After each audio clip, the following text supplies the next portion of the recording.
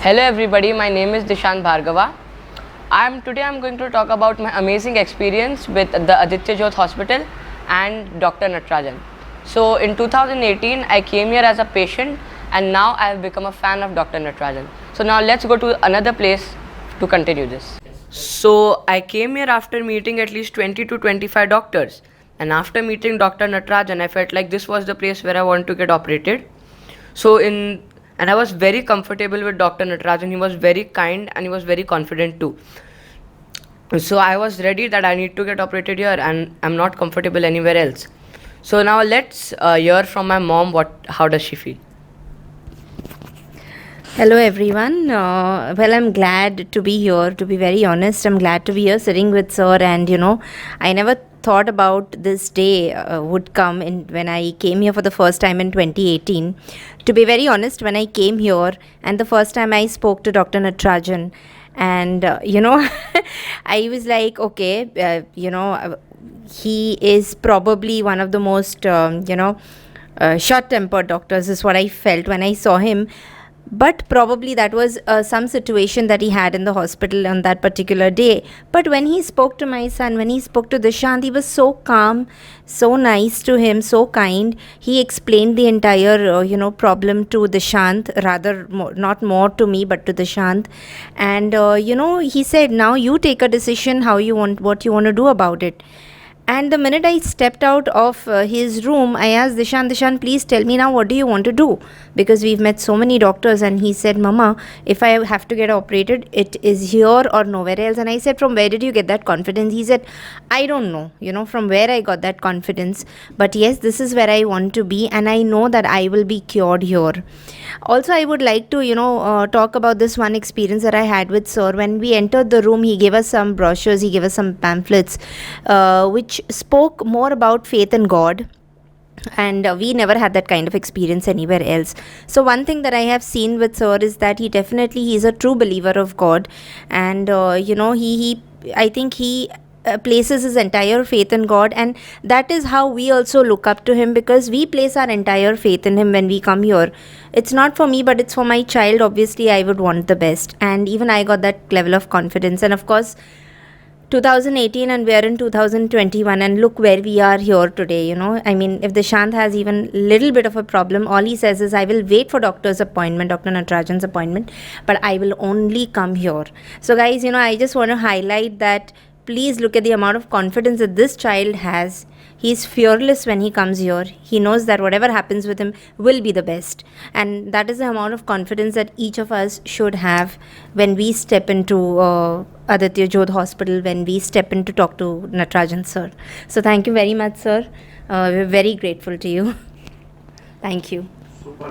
So that was a really good explanation and a very good experience that I had in this hospital. So now let's ask Dr. Natarajan some question in the other room.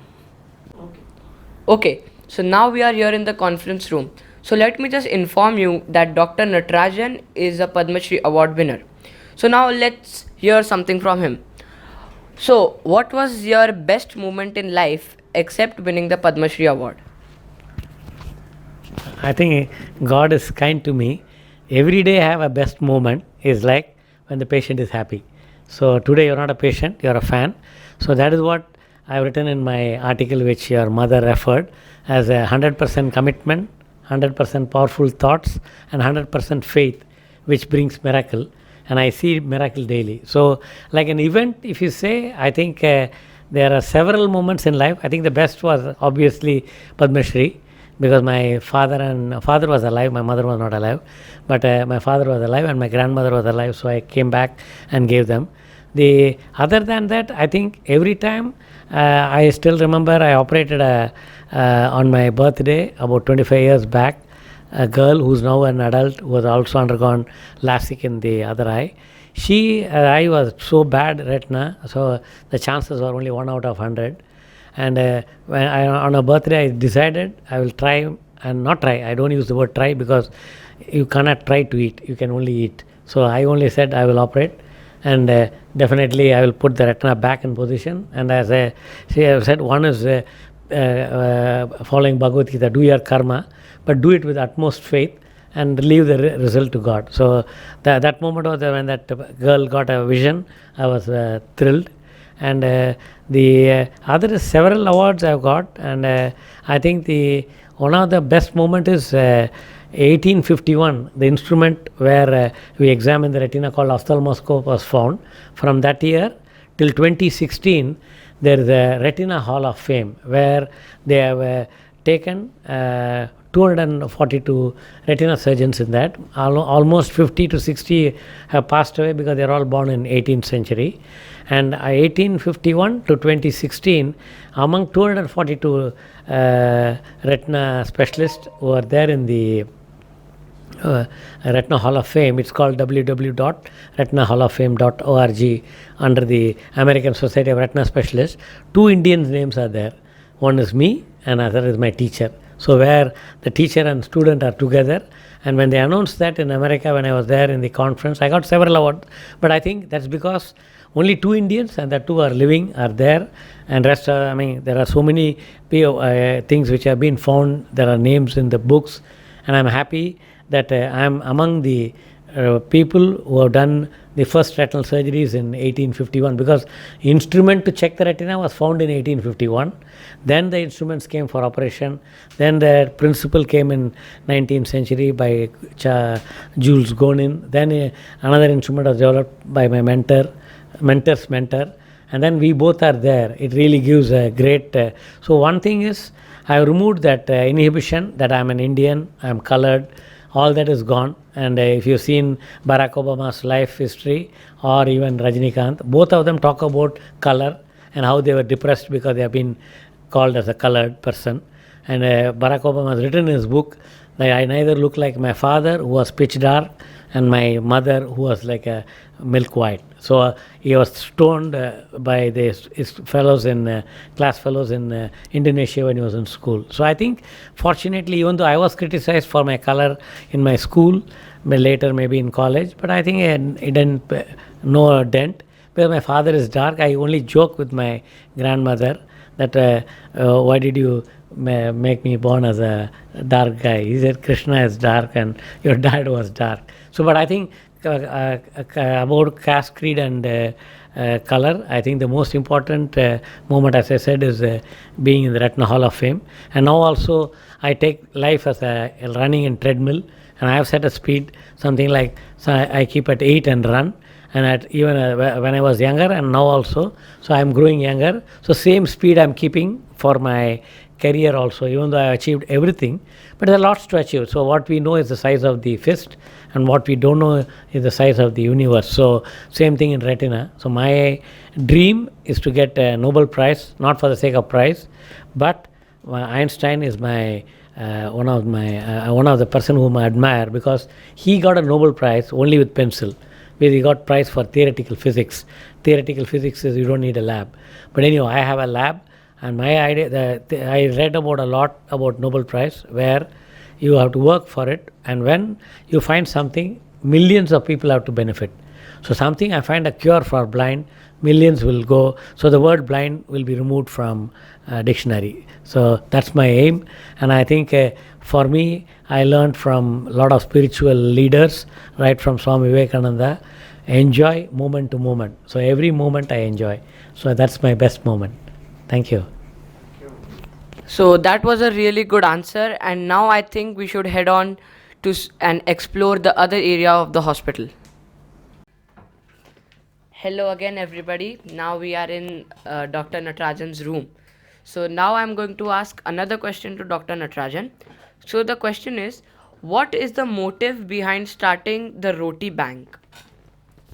So you can see I have the Roti Bank badge here, and I have not started. My best friend, right from the day I met him in 86, I came in 88. So we both meet together daily. He is more than my father, grandfather, and friend, philosopher and guide, Mr. Shivanandan. He is IPS retired as the Director General of Police, and also retired as the Commissioner of Police. He was the Commissioner of Police post 9/11 attack, which happened in Taj and Oberoi. And he actually controlled the underworld when he was a joint CP. And he always thought, and it's true, I think. When small children, particularly when they are poor, or they are probably they are tempted to eat and they are hungry, and if they are not given food in time, and they steal bread, and then if they are somebody doesn't catch them and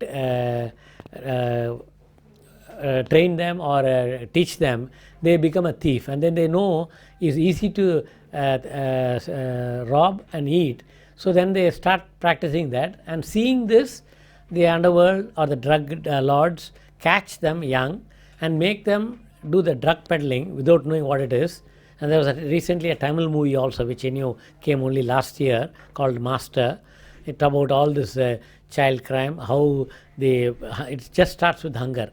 And so he thought, if you stop hunger, you can stop crime, which is a very noble thought indeed. And we both come from Tamil Nadu, where we have the national poet Mahakavi Bharati. He said, if one person in India is hungry, he says, Jagatine Alithiduvam. That means we should destroy the whole universe, he says. I mean, he says, how can one be hungry in this world? And that means we are not fit people who can eat and who are able to earn money to eat and spend, and we are not looking after the fellow human beings. He says we should not, we should destroy the world. And the same thing Swami Vivekananda said, and also Ramakrishna Parama. But all this, I think, probably it didn't strike him, but I keep writing about that, and it's like he does it, but I attach the philosophy to it. And I'm a trustee with him, and he is the managing trustee and a founding managing trustee. So his ideas are always good and really great. So I saw when he was the commissioner of police in Thane, Nagpur and Mumbai, he actually could convert any government office like an office like this. That means what? Look like a corporate. It was looking like an American corporate, which was really impressive. The same funds which the government gave, he used, and also got some corporates to support and created. So he created school, he created eye hospital, he has created general hospital in Thane, later in Naigaon. So he converted a 100-year-old school into a regular private school in collaboration with I think Goenka, and then it's running well even today. It's called the Thane Police School. The same thing, Thane Police Hospital. And here also he got a donation from a private fund, and then gave it to 35 lakhs to run an eye clinic in Naigaon, opposite JJ Hospital. So he is a kind-hearted man, and he is determined to do. Even now, he says he doesn't want money, but he wants people to be aware that nobody should go hungry to bed, whether he has a roof or not, but he should not go to bed without eating. So we daily give 10,000 meals free. I'm glad I'm a part of it, but 99.99% work he does. That means he collects funds. He has organized 12 drivers, 12 attenders, 12 vans. Then he also arranged, we had 4 kitchens during migration last year, where it was, we are serving 37,500 people when the people were migrating. And we regularly give outside KM hospital, the cancer hospital, and all the slums. So, and only thing is, I have a question in my own mind: how long we will be keep giving, and what is the end? Because I don't know what will happen after us. And he keeps telling me after him, somebody like me as a trustee should continue. And after me, who will do? That means something has to be done so that the hunger is also quenched by some other way, apart from only giving free meal. I don't know what is the answer. But as of today, I think he has collected 6.5 crore in the last 1 year during COVID. At 25 rupees a meal, we can serve 10,000 meals a day for next 3 years. But still, he makes programs in the webinars and then collects funding. And he's amazing. He's got somebody like Dishant, not so young, but maybe 20s. There are about 25 volunteers who actually do the brainstorming with him. And I've attended a few meetings before the COVID, when I was not traveling, where he will listen to them, and then they make the website. It's called Roti Bank Foundation.org. Then they also make online payment. And the only thing, we don't have FCRA, so we cannot get foreign funding, but we can get Indian money from Indian Bank.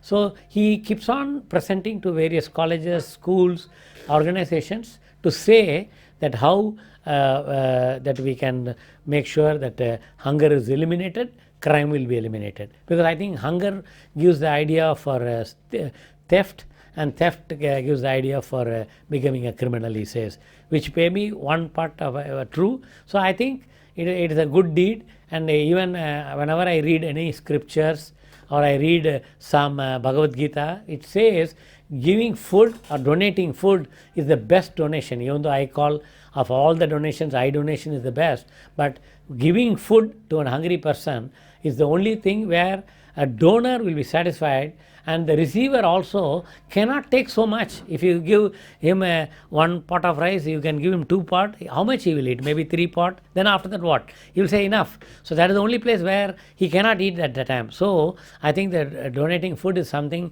which, so I, on my mother's birth anniversary, father's birth anniversary, my grandparents' death anniversary, I donate little amount, and I myself go and serve. So I know my hands are soft as a surgeon, but I still use the glove and take the rice and put, and I think serving thousands of people rice actually hand pain. So you have to do gymming, so that means you have to be fit. So we both are in the gym daily in the morning from 6:30 to 7:30. So we do serious our keeping up the toning up the muscle. And this age, he is almost 7 years elder to me, but he is very meticulous, and I think lots to learn from him. And every day he teaches me how to be humble, how to have humility. So I think by doing Roti Bank, he is teaching the people that how to be humble and keep serving. And I hope people will learn. And he always says, I don't want just money, but he takes donation. So you can pay by Paytm, Google, and it's rotibankfoundation.org. And whenever I do this there, he says he doesn't wear the badge, but I wear the badge daily. So I think the Roti Bank is really a great. I thank God that it came in his mind, even though he knows I'm a playful friend with him in the mornings, and I'm very jovial. I'm not the same as what I am in hospital. So he always thinks that I'm a playful guy. So he chose me to be a trustee because it's an important. Being a trustee also has legal responsibilities, which I have. So signing checks and reporting to the charity commissioner. So I'm glad God and him have thought of having me as a trustee, and I will continue doing that. I wish, apart from my foundation, Natarajan Foundation for Twinkling Little Eyes, where we want to give free eye care to all the poor people in Mumbai at least now, and one day to the whole country. Thank you. That was a really good answer, and it was really inspiring too. So now let's ask another question at another place. Thank you. Okay, so what is the thing that you missed doing when you were 18 and you want to do it now? One is I think I missed doing masti like the notorious people, but I'll say I don't want to repeat that.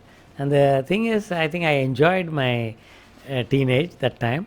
The only thing, my father never gave me any pocket money. By 18, I was already in medical college, but I had enough both friends, boys and girls as friends. So they were all coming home. So I think, to tell you frankly, I read that book by Deepak Chopra called Ageless Mind, Timeless Body. That means that what you are in 18, and if you want to be 18 today at my age, and everybody tells age is a number. No, I think you can be the same 18. He has written, even though he is the author, he is not following it, he has become old. But I think I still feel 18, and I do whatever I can in 18. Only thing, today when I was doing my gym, I was wondering, my muscles are not the same as in 18. I was a football captain, I was a long distance runner. So I think as a probably a very, as I said, that I don't know, I didn't do mischief, and I didn't do what the notorious friends will do, which I am not missing it. But I think looking back, and what I did, this quote I want to say, that what you are in 18, you are doing, right, jumping from maybe 6 feet down, or standing in the bus stand and looking at girls. And if you want to be 18, you have to do the same now, which I can do, which I am doing, except I see that the muscles are not trained like before. So whenever I went to my school, that's my Madras Christian College school, I was always tempted to play football, and I see that the old boys versus the current boys match. But the old boys usually will be something like 18 or 20, and then the school boys will be 12, 13, 14. But I think here it's like we are talking about 60 plus, and you have to be careful. Then I realized, when I was a football player and a long distance runner, I was eating a lot of protein, I was doing a lot of exercise, I was stretching, and that's the most important. I feel if you sprain your ankle, I feel guilty that I cannot treat my patients, and that's the reason I don't want to do whatever I did in 18, even though your question is what I missed. But sometimes I used to feel, my friends used to tell, "Arey, what man, why are you a goody boy?" But I think I'm happy I was a goody boy. Even today, I'm very happy with whatever I have done in 18, and I still, most of the things I can do. So whatever I did in 18, like athletics and football, I think I would like to do now, even though I didn't miss doing it, but I would like to do at this age also. But I'm still wondering what is the need to do, because physically, if I get injured, I think I will be temporarily off work, and here it's not a regular work. I am actually, as a part of the God, as a healing touch, I would like to operate patients. So my time should not be spent in hospital as a patient, but I should be as a doctor with the healing touch to treat patients. Thank you. So that was a really good answer by the doctor. So now let's go to the garden for our last and a final question. So now we are here on the ground floor to ask the last question for the day. So, what is your vision for eye care in India? Thank you, Dishant. One, I should say that I was surprised. I didn't know that you had been to 25 doctors before coming to see me. And maybe I'll ask you that question separately. But my vision for eye care is that every Indian deserves eye care, whether rich or poor, from Kashmir to Kanyakumari, from Arunachal Pradesh to Kutch. So this is what I want to cover. So I actually in the process of making a Section 8 company called Blind Free India Movement or Blind Free India Foundation, where we are going to have Mr. Raghu Modi, the chairman of J.L. Morrison's, as the chairman of this company, and myself as the director, as the founding and promoting director. The idea is, I have using a technology from a company in Bangalore called Remedio, where you can use iPhone 4, 5, 6 or 8 and use that along with the infrared device and take the retina photograph, which you can use it for analyzing, either using AI online or offline. And we are first in the world to use offline to diagnose the diabetic retinopathy. So we have 77 million diabetic. I am doing mathematical calculation. I am trying to involve Tata Institute of Social Sciences and various foundation, where I am thinking like a head of the country how I can do something for eye care. Because if people have good vision, and then they will look after themselves, they will have good health, that means they will see well, they will work well, and they will look after themselves. And if they do that, I think the economy of the country will improve. How a person makes a part of the family is part of a village is part of town is part of city is part of state, and state is part of the country, and that's how the whole country can be looked after. So we have 6,47,745 villages in India. So I am again thinking like the head of the country, where how can I serve every village in India. I'm impressed with our Prime Minister. He can speak twice a year to all the 6,47,745 village panchayats at one go, and he's got the technology, and he also used the hologram. So I want to use that for health care, where we can empower both women and men who are illiterate. We have done that experiment in our foundation in the same premises. where we have picked up boys from the slums and girls from slum, use this mobile, taking retina photograph, and I call them the blue-eyed boy of the foundation, where the Prime Minister has to honor them, because we have used a person who can only be a peon because he is not qualified, he is only 8th pass, 9th pass or 10th pass.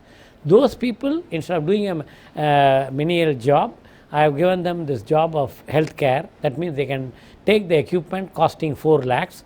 Medios is a company in Singapore who is a part of made up by a Indian as well as a Swiss citizen, who both are doing this company, where they have thought of using offline AI technology to use diabetic retinopathy screening. How? The offline AI is embedded in the mobile phone. That means with an app, the Medios app, in a Remedio app in the phone, and which can be carried anywhere in the motorbike or in the motorbike. So we are the first in the world to carry any camera and go to the villages, and we have proved that. We are working in Palghar, Sholapur and entire Mumbai slums already. So my idea is that if we have screening, we have all the photographs with us, and then offline AI will diagnose whether the patient needs to go to eye doctor or not in 30 seconds. And what else you want? If the patient from a village, out of 100, only 5 or 6 may have to come to eye doctor. 95 can go back home and come back for routine checkup. And the photographs will be in the reading center, where an eye doctor can, at a leisure or by a job, we can ask them to screen, and then they will see, okay, out of this 900, this 6 patients have to come to eye doctor. Has the offline AI technology picked up? If they are not picked up, that they can be called next day, because it is not a life threatening or a vision threatening. So in one day nothing will happen, and they can do that. If you can reach every citizen like this, where the patient need not go to a specialist like me, only patients who need a complicated retina surgery has to come to me. Rest of the routine checkup can be done by a non-medical, non-technical person. So I think that way we have 1.3 billion people, 2.3 billion eyes to be checked, and with this, if we can prevent most of the diseases, all of us can practice preventive medicine, and there we can have a healthy life, a good vision, and everybody will have money, including the person who is screening, and he will be part of the Indian health system. Thank you. This is amazing and a really changing thought for the country overall. So now let's go for the conclusion outside. Okay, so now we are under the Amsler Garden and we are here for the conclusion. So I am one of your fans, but there would be many other people, like many of your patients, who would like to talk to you and meet you. So do you have any message for them? Yes. One, I am available for anybody, and my entire idea of dedicating this time with you is to say that I am accessible, I am available, I am affable, and for anybody. And I love to inspire young people like you. So yesterday we got a patient, rather again a fan, who actually did not come for consultation. She came to see somebody, but she told the father and mother, let me wait, I want to see. She is very shy compared to you, and she said, I want to meet Dr. Natarajan and go. So I also got the message. I came down, and then I found that she is my patient from age of 1, and then at the age of 5, I think she was coming regularly. She remembers me, and she had given her WhatsApp number along with the mother and father, so like you, and then they were communicating. I am happy. Yesterday she was 17, but still she is shy, she is not able to talk, but she also wants to make something. She is actually having her own food page in the Instagram. So I would like to reach every young person. The reason is the Swami Vivekananda. I am a Swami Vivekananda's follower, as well as I sometimes feel I am Swami Vivekananda, and he always wanted to say that the youth of India is the future of India. So it is same what he told in 1898 is true in 2021, that the youth are important, because you are tomorrow's India, and she is 17 and you are 12, and but the thing is, I would like to, and many, I think all the fans of this age are probably shy to talk to me, and probably I also don't know how to ask them, and I think they don't tell me. But now I am happy your mother told Same thing happened yesterday. The father and mother, father was telling, "Oh, come on, you are not talking at all, but you every time at home you want to talk to Natarajan, but here when you come you don't say anything, and how will you?" So I also told her you can come, and I offered her to work as interns with me. So anybody can come and work with me as an intern. That means that whatever the age is not a criteria, and I love to mingle with any child comes with any patient, or as a patient I always give them chocolate, lollipop, play with them. I give them give me 5. So this is what I do. So I play with all of them, and then I keep cheating them, and I love to play with them. And recently I went to my classmate's house in Salem. His grandchild was maybe 6, 7 or 6, 7, yeah. So I told them, they have a beautiful garden. So I told them, can we do this monkey roll? And they couldn't do, but I did it. I wish this was the grass I would have done, but it's wet here. Otherwise, I love to play with children, and I think I remember when my son was 10, I was playing football with him. Suddenly I felt tired, and I loved lie down next to this gutter like that. So he asked me, "You're a big doctor, how can you lie like that?" I said, "What is the problem?" I said, "It's our ground and we'll do that." So I want to say that I am a very simple person, because I am a good friend of Dr. Abdul Kalam. He is a very down-to-earth man. His beginning was very humble beginning. He was the only educated person in the family, but in my family, my grandfather, my father are eye doctors, but I am grateful to them because I was an introvert. And now I became an extrovert from the age of maybe 15, because my father worked on me. I am glad your parents are supporting your idea, and I am actually happy to see you are able to take decision at the age of 12. I think maybe I was not doing that. So maybe I am learning something from you. Thank you. Okay, so this was a really amazing session with Doctor, and I personally really enjoyed it, and all my family members that are here also enjoyed it. Yeah, record them. Can you show them once? So this was an amazing session with Dr. Natarajan. I hope you liked it, and thank you so much. Thank you so much. Thank you. So what do you want to say? Nothing. You want to say something? Okay. You want to say something? Finally. No, for me, I think it's a proud moment for my son who was here in 2018. I think you'll see that my wife also talking about it. It's a proud moment to stand next to Padma Shri award winner, and I'm so happy that whenever my son has a problem, the first name comes in is Dr. Natarajan with respect to his eye, and I'm happy that he's cured today, and all the best to sir and this lovely hospital. Thank you. Thank you. Thank you. Thank you so much.